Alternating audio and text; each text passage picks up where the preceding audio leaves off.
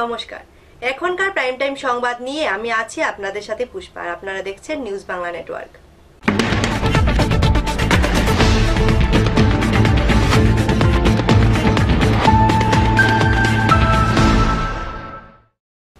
এখন খবর বিস্তারিত। নবনির্বাচিত বিধায়ক ভগবান দাস ও সুধাংশু দাসকে সংবর্ধনা জ্ঞাপন করল কুমারঘাট কোঅপারেটিভ সোসাইটি লিমিটেডের কর্মীবৃন্দরা। সোমবার সন্ধ্যা আনুমানিক ৮ ঘটিকায় Kumarghat primary marketing cooperative society লিমিটেডের উদ্যোগে সংবর্ধনা অনুষ্ঠানের আয়োজন করা হয়। প্রদীপ প্রজ্বলনের মাধ্যমে অনুষ্ঠানের শুভ সূচনা করেন পাবিয়াছড়া বিধানসভার বিধায়ক ভগবান দাস ও ফটিকরাই বিধানসভার বিধায়ক সুধাংশু দাস। এই মহতী অনুষ্ঠানে নবনির্বাচিত বিধায়কদের সংবর্ধনা দেওয়া হয়। অনুষ্ঠানে দুই বিধায়ক ছাড়াও উপস্থিত ছিলেন কোঅপারেটিভ সোসাইটি লিমিটেডের ম্যানেজার দীপক দেব ও এলাকার বিশিষ্ট জনেরা। অনুষ্ঠানে স্বাগত ভাষণ রাখেন দীপক দেব। বিভিন্ন জায়গায় যেমন আমার মনে হয় উজান দুধপুরে এটা ফিশারি ফিশারি, তো সেই ফিশারি প্রায় 32 কানি জায়গা, 32 কানি জায়গা। আজকে এই ফিশারি কন্ডিশন খুবই খারাপ। একসময় খুব ভালো চলছিল, দেখেছিলাম সেখানে অনেক মাছ চাষ হতো, মৎস্যজীবীরা এখানে তার সঙ্গে যুক্ত ছিল এবং এলাকার মানুষ খুব কম দামে সস্তায় মাছ সেখান থেকে পেত। আজকে সেটা একদম ধ্বংসের পথে। জানি না কেন হয়েছে, কি কারণে সেটা হয়েছে। আমরা দেখবো সেই বিষয়ে কথা বলবো, যাতে এই দুধপুরের এই ফিশারিকে যদি আমরা তার পরিবেশের রূপ আমরা যদি দিতে পারি। আজকে সেটা সম্পূর্ণ ফেনায় ভরে গিয়েছে, সম্পূর্ণ ফেনা একদম ভরে গিয়েছে। তো ফিশারিকে যদি নতুন করে একটা সংস্কার আমরা করতে পারি। ফিশারির দুই পাড়ে অনেক কৃষক রয়েছে, অনেক কৃষক আছে। তো যদি এখানে এই যে জলাশয় থেকে জল নিয়ে কৃষকরা আরো বেশি করে সেখানে উৎপাদন বাড়াতে পারেন, পাশাপাশি এখানে মাছ চাষ করে অন্তত 100টি পরিবার তার জীবিকা নির্ধারণ করতে পারবে। এইটুকু বলতে চাইবো যে এখানে প্রাইমারি কোঅপারেটিভ মানে হচ্ছে আরেকজনের মানে সাহায্য করা, কোপারেশন করা। তো সেটা মনে হচ্ছে আমাদের এখানে এসে যেটা বুঝতে পারলাম, জানতে পারলাম যে দীর্ঘদিন যাবৎ এখানকার কোঅপারেটিভ মানুষকে কোপারেশন দিয়ে যাচ্ছে, কিন্তু সরকারের পক্ষ থেকে যেটুকু সহযোগিতা পাওয়া উচিত ছিল, যেটা হয়তো সহযোগিতা পেলে পরে আরও একটু বেশি মানুষকে সহযোগিতা করা যেত, সেখানে কোনো না কোনো জায়গাতে হয়তো বা কিছু একটা কামতি ছিল, মিসপ্লেস ছিল। আমরা আশাবাদী এবং আমরা নির্দ্বিধায় বলতে পারি, এনশিওর করতে চাই। আগেকার কি হয়েছিল কি হয়নি, এটা পাস্ট ইজ পাস্ট। এখন একটা নতুন সরকার হয়েছে, মানুষের এক্সপেকটেশনটা অনেক বেশি, মানে অনেক হাই হয়ে গেছে। আমরাও চাইব বিগত দিনে যে কাজগুলি হয়নি এখানে, বিগত দিনে কোঅপারেটিভ যে সাহায্য পায়নি সরকারের পক্ষ থেকে, সেটা যাতে খুব তাড়াতাড়ি কম সময়ের মধ্যে সেই সহযোগিতা আমরা দিতে পারি, সেটা আমাদের দায়িত্ব থাকবে এবং আমরা দায়িত্ব নিয়ে সেটা করব। অ্যাকচুয়ালি আমাদের সোসাইটিটা 1957 সালের 30শে ডিসেম্বর এটার জন্মলগ্ন হয়েছিল। আজকে 63 বছরে বিভিন্ন সেবার মাধ্যমে 63 বছরে পদার্পণ করেছে। আমরা এখানে এই সোসাইটি প্রথমত যখন সোসাইটি জন্মলাভ করে তখন উদ্দেশ্যটা ছিল অন্যরকম। বাজারে কৃষকদের কাছে ধান, পাট, শস্য এগুলো কিনে, এগুলো কৃষকদের কাছ থেকে কিনে মজুত করে রাখা এবং যখন দাম বাড়ে তখন বিক্রি করা।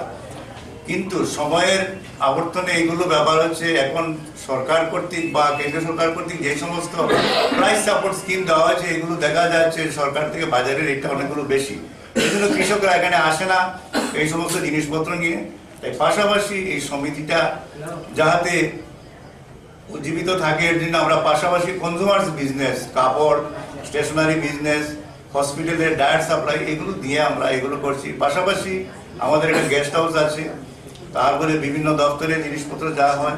এখন সবাই তো ভাবছেন যে হয়তো মার্কেটিং বিভাগ, কিন্তু সুপ্রিম কোর্টের অর্ডার এখন টেন্ডার হয়ে গেছে। টেন্ডার আগে চিফ সেক্রেটারি সার্কুলার ছিল যে কোঅপারেটিভ থেকে বিভিন্ন দপ্তরে ডিডিওরা চিঠি দিলেই মাল দেওয়া যেত, কিন্তু এখন সুপ্রিম কোর্টের টেন্ডার হয়ে গেছে। টেন্ডার হওয়ার পরে আমরা কোঅপারেটিভগুলো এখানে বিভিন্ন ব্যক্তিবর্গের সাথে কন্টেস্ট করে আমরা উঠতে পারি না। এর জন্য আমরা অনেক সময় বিভিন্ন থার্ড পার্টি বিজনেস বা এইভাবে আমরা চলছে। কুমারঘাট প্রতিনিধি রিপোর্ট, নিউজ বাংলা। বাসন্তী পুজো আর মাত্র হাতে গোনা কয়েকদিন। এই পুজোকে কেন্দ্র করে বাড়িঘরে পাশাপাশি বিভিন্ন সামাজিক সংস্থা পুজো প্রস্তুতিতে মেতে উঠেছে। মূর্তিপাড়ায় চলছে ব্যস্ততা। চৈত্রের দাবদাহে বাসন্তী পূজা দোরগোড়ায়। আগামী কয়েকদিন পরেই শুরু হতে যাচ্ছে বাসন্তী পূজা। এই উপলক্ষে ইতিমধ্যেই প্রাক পূজা প্রস্তুতি শুরু হয়েছে। একদিকে মূর্তি প্রস্তুতকারীরা জোর কদমে কাজ চালিয়ে যাচ্ছেন, আর অপরদিকে পূজার উদ্যোক্তারা মায়ের পুজো সুষ্ঠুভাবে সম্পন্ন করার জন্য বিভিন্ন রকম প্রস্তুতি হাতে নিয়েছে। তবে বিগত বছরগুলিতে বাসন্তী পূজা নির্দিষ্ট কিছু সংখ্যক বাড়িঘরে সম্পন্ন হলেও এখন বিভিন্ন ক্লাব ও সামাজিক সংস্থা বাসন্তী পূজা আয়োজনের প্রস্তুতি হাতে নিয়েছেন। মায়ের মূর্তি তৈরিতে ব্যস্ত এক মৃৎশিল্পী জানান, বিগত বছরগুলির তুলনায় এবছর 10% পূজা বৃদ্ধি পেয়েছে। শরৎকালে সার্বজনীন দুর্গোৎসব আয়োজনের পাশাপাশি মানুষ দ্রব্যমূল্যের ঊর্ধ্বগতিকে উপেক্ষা করে সমাজের মঙ্গল কামনায় এবং আনন্দ বিনোদনের বিষয়টি সামনে রেখে বসন্তকালে বাসন্তী পূজা আয়োজনের উদ্যোগ গ্রহণ করেছে। এবার তো অন্য বর্ষের তুলনায় তো এবার কাজ বেশি। আগে বাড়ি ঘরে পুজো হইতো, ঠিক আছে, হ্যাঁ, আগে বাড়ি ঘরে পুজো হইতো, আর এখন ক্লাবে পূজা বাড়ছে, নানান জায়গায় ক্লাবে পূজা বাড়ছে। ইদানিং রিসেন্ট এবার অন্য বর্ষের তুলনায় আগামী 10 বছরের তুলনায় এবার পূজা প্রায় 10% বাড়ছে। কিন্তু জিনিসপত্রের দাম মানুষের উপেক্ষা কইরা কিন্তু মানুষের পূজা বাড়ি ঠিকই করতে হবে। এর জন্য মানে এখন সবাই চায় একটু মার পূজা আরাধনা করি। বসন্তকালে বাসন্তী পূজাটা করলে ভালো লাগে বাড়ি ঘর, মানে এমনি তো শরৎকালে তো দুর্গা পুজো হয়, এটা নানান জায়গায় পূজা হয়, বেশি পূজা। কিন্তু সবাই চাইতেছে শরৎকালে বাসন্তী পূজা করলে মানে মানুষজন আনন্দ ফুর্তি পা প্লাস সবাই মেল মিশ হয়, এটাই চাইতেছে কি। নিজস্ব প্রতিনিধি রিপোর্ট, নিউজ বাংলা। অলৌকিক নাকি সত্যি? কল্যাণপুরে হরেন্দ্র দেবনাথের বাড়িতে এরকমই ঘটনা ঘটল। তাই পাথরকে পুজোর জন্য মন্দির নির্মাণের ভিত্তিপ্রস্তর স্থাপন করেন বিধায়ক পিনাকি দাস চৌধুরী। নবনির্বাচিত বিধায়ক পিনাকি দাস চৌধুরীর হাত ধরে জয় তারামায়ের মন্দিরের ভিত্তি স্থাপন করা হয়। এদিন 10টা নাগাদ কল্যাণপুরের পেকনিছড়া গ্রামের স্বর্গীয় হরেন্দ্র দেবনাথের বাড়িতে মন্দিরের ভিত্তি স্থাপন করেন বিধায়ক পিনাকি দাস চৌধুরী। মন্দিরের পুকুরে স্নান করে লাল তিলক কপালে দিয়ে মন্দির নির্মাণ কমিটির সদস্যদের নিয়ে একটি সভা অনুষ্ঠিত হয়। সভার মধ্য দিয়ে পুরোহিতরা পূজা অর্চনায় মেতে ওঠেন। পুজো শেষ করে বিধায়ক পিনাকি দাসের হাত ধরে নতুন মন্দিরের শিলান্যাস হয়। জানা গেছে, দীর্ঘদিন আগে স্বর্গীয় হরেন্দ্র দেবনাথের স্ত্রী নদীর জলে স্নান করে যখন বাড়িতে আসেন তখন তাদের ঠাকুর ঘরে একটি শিলা দেখতে পান, কিন্তু পূজা অর্চনার মধ্যে দিয়ে শিলাটি ধীরে ধীরে বড় হতে থাকে। বর্তমানে এই শিলাটির হাত পা চোখ কান সব হয়েছে। কাল্পনিক হলেও এটাই সত্যি, চোখে না দেখলে বিশ্বাস করা যায় না। তারামা মন্দির সেবা সমিতির যে মন্দির পরিকল্পনা ছিল দীর্ঘদিনের, এটার আজকে আনুষ্ঠানিক শিলান্যাস। এই উপলক্ষে আমরা এখানে জমা দিয়েছিলাম মায়ের ভক্তবৃন্দরা। কল্যাণপুর প্রতিনিধি রিপোর্ট, নিউজ বাংলা। বরাক উপত্যকার হাইলাকান্দিতে এক নাবালিকাকে ধর্ষণ করে নির্মমভাবে হত্যা করল এক দুষ্কৃতী। তার প্রতিবাদে আগরতলায় এবিভিপি মৌন সমাবেশ সংঘটিত করল। 14ই মার্চ আসামের বরাক উপত্যকার হাইলাকান্দিতে গিনিরিং রিয়াং নামে এক 13 বছরের নাবালিকাকে জসিমউদ্দিন নামে এক সমাজদ্রোহী বলপূর্বক ধর্ষণ করে এবং পরবর্তী সময়ে ধারালো অস্ত্রের মাধ্যমে নির্মমভাবে হত্যা করে। পরবর্তী সময়ে এবিভিপি যখন মাঠে নামে তখন 48 ঘন্টার মধ্যে পুলিশ জসিমউদ্দিনকে গ্রেপ্তার করে। কিন্তু কেবল গ্রেপ্তার ও তদন্তের মধ্যে থাকলেই চলবে না, সকল শ্রেণীর সকল মানুষকে মাঠে নেমে এই ধরনের সমাজদ্রোহীদের ফাঁসির ব্যবস্থা করতে হবে। উত্তর পূর্বাঞ্চলে ব্যাপক গণ আন্দোলন গড়ে তুলতে হবে, যাতে করে আগামী দিনে দেশদ্রোহী বা সমাজদ্রোহীরা যেন এই কাণ্ড ঘটাতে না পারে। এবিভিপি আগরতলার উদ্যোগে এক মৌন সমাবেশ আয়োজন করা হয়। এই মৌন সমাবেশ থেকে ধিক্কার জানিয়ে দৃষ্টান্তমূলক শাস্তির দাবি জানান এবিভিপি রাজ্য যুগ্ম সাধারণ সম্পাদক সরোজ দেব। সিটি সেন্টারে এই মৌন সমাবেশে মোমবাতি জ্বালিয়ে তারা বিক্ষোভ দেখান। গত 14ই মার্চ আসামের বরাক প্রান্তের হাইলাকান্দিতে গিনিরিং রিয়াং নামে এক 13 বছরের নাবালিকাকে জসিমউদ্দিন নামে এক সমাজদ্রোহী বলপূর্বক প্রথমে ওকে ধর্ষণ করে এবং পরবর্তী সময়ে ধারালো অস্ত্রের মাধ্যমে ওকে ন্যাক্কারজনকভাবে হত্যা করা হয়। পরবর্তী সময়ে অখিল ভারতীয় বিদ্যার্থী পরিষদ যখন এর বিরুদ্ধে মাঠে নামে তখন 48 ঘন্টার মধ্যে প্রশাসন ওকে গ্রেপ্তার করে। কিন্তু আমরা অখিল ভারতীয় বিদ্যার্থী পরিষদ মনে করি শুধু গ্রেপ্তার এবং তদন্তের মধ্যে এটা থাকলে চলবে না, সকল শ্রেণীর সকল মানুষকে পথে নেমে এই ধরনের সমাজদ্রোহীতে অবিলম্বে ফাঁসি দেওয়া হোক তার ব্যবস্থা করতে হবে। যেমনটি করা নির্ভয়া কাণ্ডের সময় দিল্লির মধ্যে সারা দেশব্যাপী এক আন্দোলন করা হয়েছিল, তেমনিভাবে নর্থ ইস্টের মধ্যে যাতে এর ব্যাপক এক আন্দোলনের সৃষ্টি করা হোক, যাতে করে আগামীতে কোনো দেশদ্রোহী বা সমাজদ্রোহী এ ধরনের কাজ করা তো দূরের কথা, এ ধরনের কিছু করা যদি মনের ভিত্তিতে আনে তাহলে তে হাজারবার ওকে চিন্তা করতে হয়। আজ অখিল ভারতীয় বিদ্যার্থী পরিষদ আগরতলা শাখার উদ্যোগে এক মৌন সমাবেশের মাধ্যমে আমরা আসাম সরকার তো দেশের ভারতবর্ষ সরকারের কাছে এই দাবি রাখছি যে অবিলম্বে ওই সমাজদ্রোহীকে ফাঁসি দিয়ে এক সবার সামনে যে এক উদাহরণ সৃষ্টি করে যাতে পরবর্তী সময় কেউ এই ধরনের ন্যাক্কারজনক কাজ করতে প্রশ্রয় না পায়। আগরতলা প্রতিনিধির রিপোর্ট, নিউজ বাংলা। আসন্ন বর্ষায় রাজধানীকে বন্যামুক্ত মশামুক্ত করার দাবি নিয়ে আন্দোলনে নামল অল ত্রিপুরা নির্মাণ শ্রমিক ও বিজেপি কর্মী সমর্থকরা। নেতৃত্বে ছিলেন বিধায়ক আশিস সাহা। রাজধানীর ফুটপাত ব্যবসায়ীদের স্থায়ী পুনর্বাসন সহ রাজধানীর মশা নিয়ন্ত্রণ এবং বর্ষার সময় শহরকে বন্যামুক্ত রাখার আগাম ব্যবস্থা গ্রহণের দাবি জানিয়ে পুর নিগমের দরজায় কড়া নাড়ল ত্রিপুরা ফুটপাত হকার সমিতি, অল ত্রিপুরা নির্মাণ শ্রমিক সহ 8 টাউন বরদোয়ালি এলাকার বিজেপি কর্মী সমর্থকেরা। বিধায়ক আশিস কুমার সাহার নেতৃত্বে আন্দোলনকারীরা রাজধানীর সিটি সেন্টার স্থিত পুর নিগম অফিসে ভিড় জমায় এবং নিগমের মেয়র ডক্টর প্রফুল্লজিৎ সিনহার নিকট ডেপুটেশন দেয় এবং দাবিগুলি অতি সত্বর বাস্তবায়নের কথা বলেন। এই প্রসঙ্গে 8 টাউন বরদোয়ালি বিধানসভা কেন্দ্রের বিধায়ক আশিস সাহা জানান, জনস্বার্থ বিষয়ে পুর নিগমের নিকট এই গণডেপুটেশন। শহরে মশার উপদ্রব বৃদ্ধি রোধ করতে প্রয়োজনীয় পদক্ষেপ গ্রহণ করতে হবে। আগরতলা প্রতিনিধি রিপোর্ট, নিউজ বাংলা। সময় হয়ে গেল ছোট্ট একটি বিজ্ঞাপন বিরতি। ফিরে আসছে বিরতির পর, সঙ্গে থাকুন। স্মৃতি লাইব্রেরি একটি বিশ্বস্ত প্রতিষ্ঠান।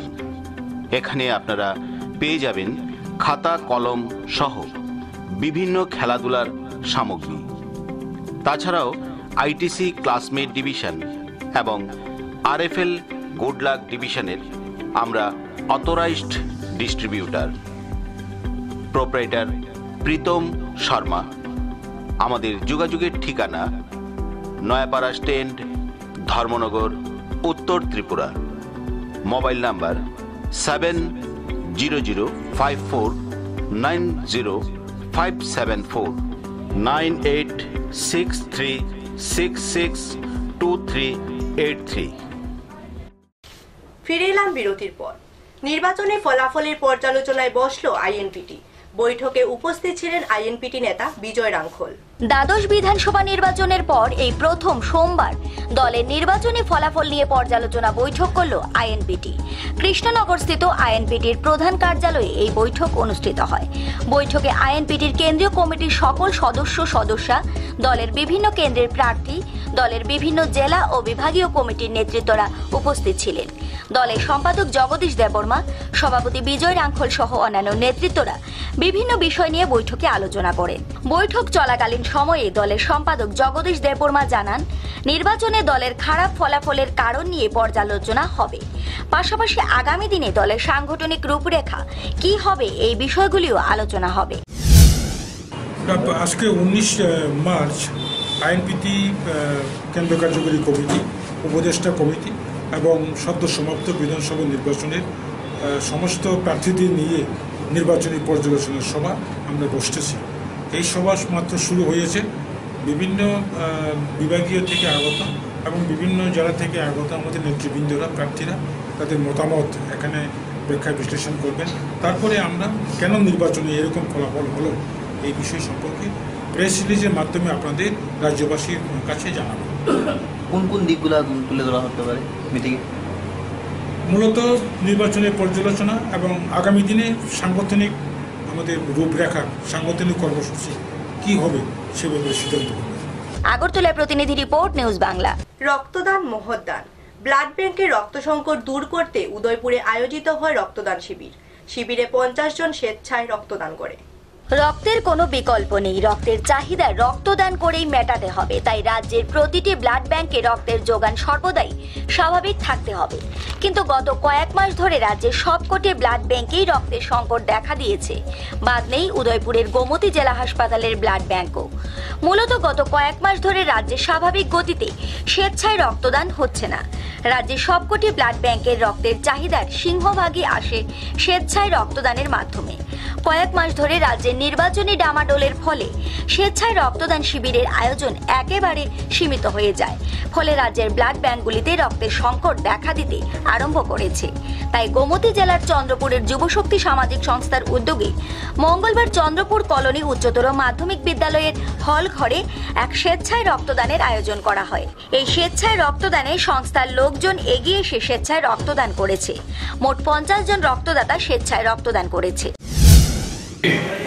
আমার ব্যক্তিগত তরফ থেকে এবং আমাদের ব্লাড ব্যাংকের তরফ থেকে আন্তরিক ধন্যবাদ অভিনন্দন জানাই আজকের এই রক্তদান শিবিরের আয়োজন করার জন্য এবং এখানে উপস্থিত থাকার জন্য।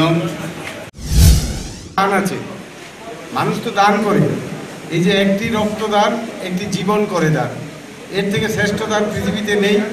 আমি ছাত্র বন্ধুদের, ছাত্রী বন্ধুদের এবং আমার নেহরু কেন্দ্রের, যুব কেন্দ্রের আমাদের ভাইদের, সহকর্মীদের বলবো, কারণ আমিও নেহরু কেন্দ্র করে এসেছি, যে ওনাদের যে পরিকল্পনা গ্রামে গঞ্জে আরও যাতে বৃদ্ধি পায়, কারণ রক্তের খুব ক্রাইসিস চলছে রাজ্যব্যাপী। এবং আমি এখানে আমার ডাক্তারবাবুকে অনুরোধ করব আপনাদের কাজ পরিচালনা করার জন্য।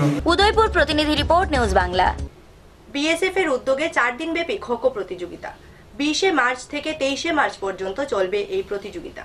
4 দিন ব্যাপী খো-খো প্রতিযোগিতার আয়োজনের উদ্যোগ নিয়েছে বিএসএফ এর ত্রিপুরা ফ্রন্টিয়ার শাখা। প্রতিযোগিতা শুরু হবে 20 মার্চ, চলবে 23 মার্চ পর্যন্ত। সোমবার এক সাংবাদিক সম্মেলনের মধ্য দিয়ে বিএসএফ এর ত্রিপুরা ফ্রন্টিয়ার শাখার আইজি এইচ.কে লোহা জানান, মঙ্গলবার বিকেলে খো-খো প্রতিযোগিতার আনুষ্ঠানিক উদ্বোধন হবে। তিনি জানান, নিজেদের আত্ম ও সামাজিক প্রতিষ্ঠায় বিএসএফ সর্বদা খো-খোকে প্রাধান্য ও গুরুত্ব দিয়েছে। তিনি আশা প্রকাশ করেন, এই খো-খো খেলা আয়োজনের মধ্য দিয়ে আগামী 3 দিন আগরতলায় আনন্দঘন পরিবেশের আবহ সৃষ্টি হবে। Force headquarters has given us the responsibility to hold inter-country Kho-Kho competition. The opening ceremony is tomorrow. Tentatively, we have kept the time for 15:30 hours tomorrow. As you all know, that sports is given a big priority in BSF, and through sports we want to actually integrate people from all over the country should come to every part of the country, see, and then kind of become brand ambassadors. So Tripura has got a huge opportunity in this with the new government in seat, and with this grand competition coming up, I am sure that we will have a very good sporting festival activities for the next 3 days here in Tripura. Agartala প্রতিনিধি report, news Bangla. Tripura ভ্রমণ শেষে পাথারকান্দিতে ফিরে এলো পাথারকান্দি কলেজে ছাত্রছাত্রী ও শিক্ষক শিক্ষিকারা। তাদের সাক্ষাৎকার নেওয়ার জন্য নিউজ বাংলা চ্যানেল কর্তৃপক্ষকে ধন্যবাদ জানান অধ্যক্ষ মঞ্জুরুল হক। ত্রিপুরার রাজধানী আগরতলায় 4 দিনের শিক্ষামূলক বিশেষ ভ্রমণ শেষে সোমবার পাথারকান্দিতে ফিরে এলেন পাথারকান্দি কলেজের ছাত্রছাত্রী ও শিক্ষক শিক্ষিকারা। এদিন বিকেল 4:15 নাগাদ পাথারকান্দি রেল স্টেশনে আগরতলা শিলচরগামীর যাত্রী ট্রেন থেকে নামেন ভ্রমণকারীরা। গত শুক্রবার অসম রাজ্য সরকার কর্তৃক 4 দিনের শিক্ষামূলক বিশেষ ভ্রমণে পাথারকান্দি কলেজের ছাত্রছাত্রী ও শিক্ষক শিক্ষিকাদের এক ব্যাচ আগরতলায় যান। নির্ধারিত সূচি অনুযায়ী প্রতিদিন ভ্রমণকারীরা আগরতলার ঐতিহাসিক দর্শনীয় বিশেষ বিশেষ স্থানগুলো পরিদর্শন করেন। এর মধ্যে ছিল ত্রিপুরা বিশ্ববিদ্যালয়, ইন্দো বাংলা সীমান্ত পরিদর্শন, Kamala Sagar park, Rudrasagar park, Neermahal, Indo Bangla সীমান্তে আন্তর্জাতিক বাজার পরিদর্শন ইত্যাদি। আন্তর্জাতিক বাজারে গিয়ে ভ্রমণকারীরা বিভিন্ন ধরনের সামগ্রী, পোশাক সহ নিত্য প্রয়োজনীয় কিছু সামগ্রী ক্রয় করেন। ইন্দো বাংলা সীমান্তে জাতীয় পতাকা উত্তোলন করেন ভ্রমণকারীরা। শিক্ষামূলক বিশেষ ভ্রমণের নেতৃত্বে ছিলেন পাথারকান্দি কলেজের অধ্যক্ষ ডক্টর মঞ্জুরুল হক। ভ্রমণে মোট 95 জন ছাত্রছাত্রী ও শিক্ষক শিক্ষিকা ছিলেন। শিক্ষামূলক এই ভ্রমণে খুবই ভালো লেগেছে বলে জানিয়েছেন ভ্রমণকারীরা। এদিকে ভ্রমণকারীরা সোমবার পাথারকান্দিতে ফিরে আসার পর একমাত্র নিউজ বাংলা চ্যানেলের পক্ষ থেকে সাক্ষাৎকার নেওয়ার জন্য চ্যানেল কর্তৃপক্ষকে ধন্যবাদ জানান কলেজের অধ্যক্ষ ডক্টর মঞ্জুরুল হক। আমি প্রথমে নিউজ বাংলা কর্তৃপক্ষকে ধন্যবাদ জানাচ্ছি। আমরা পাথারকান্দি কলেজ থেকে বছরে আমার সরকার কর্তৃক 30 জনের যাওয়ার কথা ছিল, কিন্তু আমাদের স্টুডেন্ট সংখ্যা বেশি থাকার কারণে স্টুডেন্টের উৎসাহ দেখে আমরা শিক্ষক শিক্ষয়িত্রী সহ ছাত্রছাত্রী সহ আমরা 95 জন গিয়েছিলাম। আমরা কোন কোন জায়গা দর্শন করেছেন? আমরা ত্রিপুরা ইউনিভার্সিটিতে গিয়েছি এবং আমরা ত্রিপুরা যে 100 বছর পুরনো যে কলেজ যেটা আছে সেই কলেজে গিয়েছি, আমরা রাজবাড়িতে গিয়েছি, আমরা অ্যাসেম্বলি দেখেছি। তারপরে পরের দিন আমরা বাংলাদেশ বর্ডারে যেখানে ইন্টারন্যাশনাল একটা মার্কেট বসে, সেই মার্কেটে বাংলাদেশের লোকটাও ছিল, আমরা ভারতবর্ষের লোকটা আমরা এখানে মার্কেটে গিয়েছি। তারপর সেখান থেকে গিয়ে আমরা মাতাবাড়ি গিয়েছি, সেখান থেকে বের হয়ে আমরা নীলমহলে গিয়েছি। ভ্রমণটা কেমন লাগছিল আপনার? ভালো লেগেছে এবং আমরা ত্রিপুরা সেই জায়গাগুলো দেখে আমরা অত্যন্ত আনন্দিত এবং আমরা ত্রিপুরাবাসীকে ধন্যবাদ জানাই যে ত্রিপুরা এত সুন্দর জায়গা আছে, বা সরকারকে আমরা ধন্যবাদ জানাই এত সুন্দর সুন্দর জায়গাগুলো মানে মানুষের জন্য, দর্শনার্থীদের জন্য সুন্দরভাবে রেডি করে রাখার জন্য আমরা ত্রিপুরা সরকারকে ধন্যবাদ জানাচ্ছি। ভ্রমণে গিয়ে কোনো ধরনের কি অসুবিধায় পড়েছিলেন? না, আমরা সেরকম কোনো অসুবিধা করিনি। আমরা সব জায়গায় সাহায্য সহযোগিতা এবং সুন্দর সহযোগিতা আমরা পেয়েছি। প্রথমে আমরা ত্রিপুরা ইউনিভার্সিটিটা ছাত্রছাত্রীদের নিয়ে পুরো ঘুরে দেখেছি। তারপর আমরা এমবিবি কলেজ যেটা ছিল স্টেট ইউনিভার্সিটিতে ডেভেলপ হয়েছে ওটাকে দেখেছি। তারপর আমরা রাজবাড়ি গেলাম, ওখানে আমরা মিউজিয়াম দেখেছি, অনেক হিস্টোরিক্যাল জিনিস দেখেছি। ছাত্রছাত্রীরা দেখে অনেক মুগ্ধ হয়েছে, কারণ ওরা ফার্স্ট টাইম গিয়েছে, ওরা আর কখনো শিক্ষামূলক ভ্রমণে যায়নি। তারপর আমরা সেক্রেটারিয়েট অ্যাসেম্বলিটা বাসে ঘুরে দেখেছি।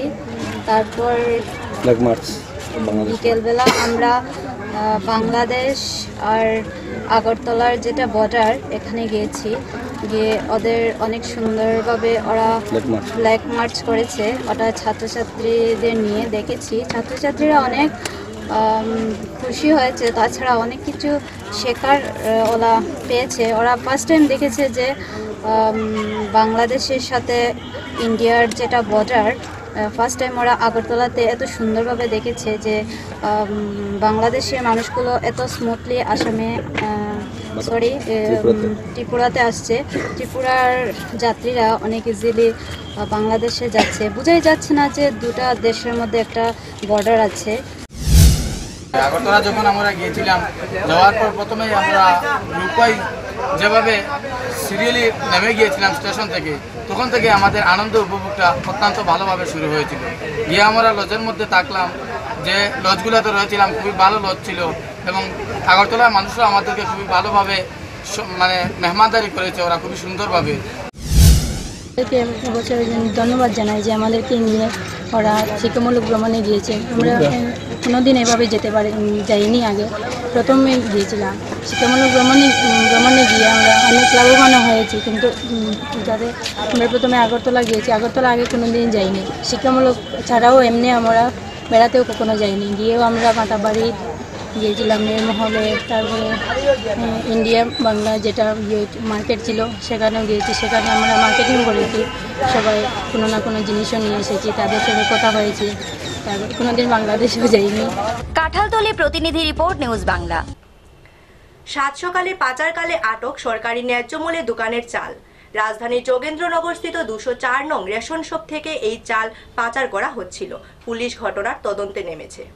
সাধারণ মানুষ সচেতন হলে দুর্নীতির লাগাম টানা সরকার কিংবা প্রশাসনের নিকট তেমন কঠিন কাজ হবে না, তা সোমবার আবারও প্রমাণিত হলো। একই সাথে প্রমাণিত হলো মানুষ প্রতিবাদী সোচ্চার হলে দুর্নীতিগ্রস্তদের জাল যত বড়ই হোক না কেন কোনো কাজেই তারা সফল হবে না। টানা বাম শাসনে রাজ্যের মানুষ সচেতন হয়েও প্রতিবাদের ভাষা হয়তো ভুলে গিয়েছিল। অন্যায় চোখে দেখেও নিশ্চুপ থাকতো, হয়তো লালবাড়ির চোখ রাঙানির ভয়ে তারা মুখ খুলত না।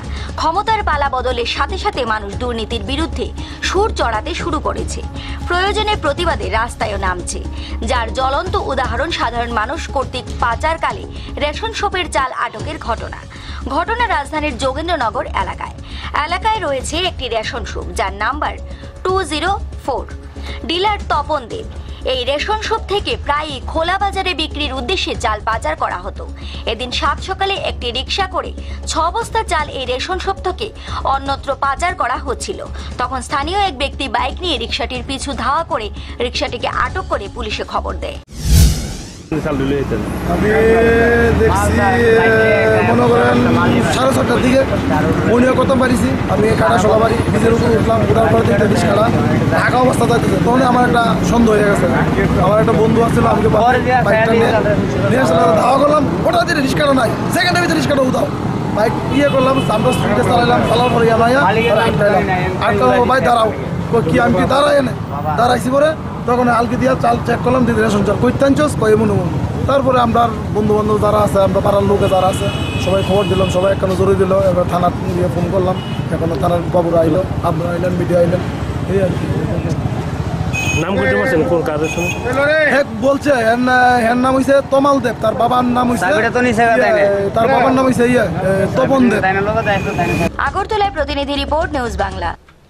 এখনকার মতো প্রাইম টাইম নিউজ এ পর্যন্তই। আমাদের পরবর্তী অনুষ্ঠান দেখার জন্য চোখ রাখুন নিউজ বাংলার পর্দায়।